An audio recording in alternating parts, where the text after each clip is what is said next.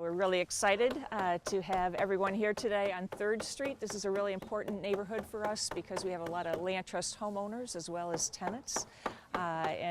This lot that we've been working on is one of the things that we really like about the fact that the Center for Community Progress came to partner with us and the Land Bank to help us really begin to revitalize not only the buildings that the Land Trust has been working on for the past 30 years, but also recognize the true value of the vacant lots that we have.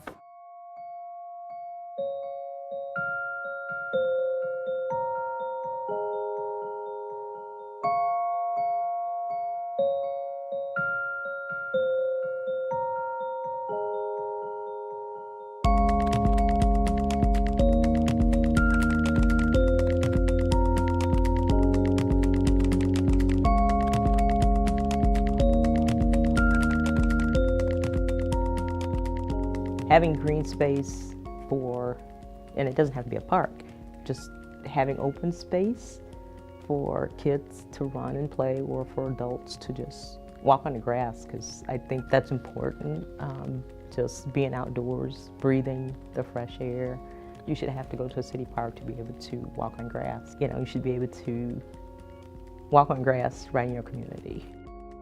So we have actually a more difficult time thinking innovatively and strategically around how to put vacant land back online in a way that is transformative and benefits more than just 1 or 2 residents. And we think there's more opportunity there because we think, unlike one building which benefits, you know, some of the adjacent neighbors and the person that purchases it and the occupants, using vacant land in an innovative way that benefits the block, the surrounding neighborhood, even the larger community. So we see more opportunity in these kind of smaller pieces of land. What inspires us in the police department to do this type of work and be involved in part of the solution to these vacant properties is that undoubtedly we have an impact in our neighborhoods, in our city. It's up to us to decide whether it's a positive impact or a negative impact. This truly is a positive impact, and it's so hard to measure some of the things that we do in our community that when you use or repurpose a vacant property or abandoned property and you see what it's become visually, you can see the fruits of your labor. So I always wanted to make sure that people are supported, that the people within their own neighborhoods and communities, the residents, are the ones that are informing the decisions that are being made. Try to create ways of incorporating youth to being more responsible for those vacant lots, giving them opportunity to use those vacant lots for something positive. Engaging neighborhood residents and stakeholders is key in many cases to, finding new solutions and new uses for these lots.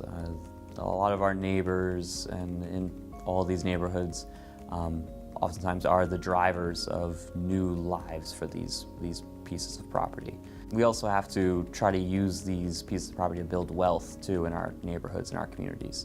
A lot of our vacant lots, in fact the majority of our vacant lots, are in the parts of the city that suffer the most from other problems, like poverty in particular.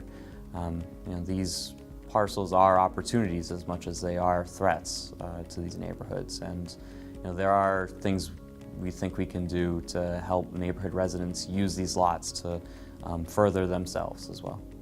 The vacant lots send a really strong message when they're neglected, as do the vacant buildings. And we don't think so much about the lots, but the lots are easier to do in some ways, and you can do things that are reasonably cost effective. But the other part of it is you can involve a lot of people. Vacant lots reclamation and gardening is all about relationships and people. So it serves both purposes.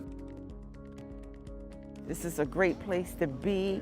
I'm grateful for all the community partners that are out here today. And I live on this block, and I live right across the street. And this is a great community. We all watch out for one another, and we just want it to look nice. We don't want, this to be a community that is forgotten because they tear down the houses and the lots is just vacant. So we want to build the community back up where kids can see beauty, where they can see where they live at and grow up, where things are beautiful and not just left.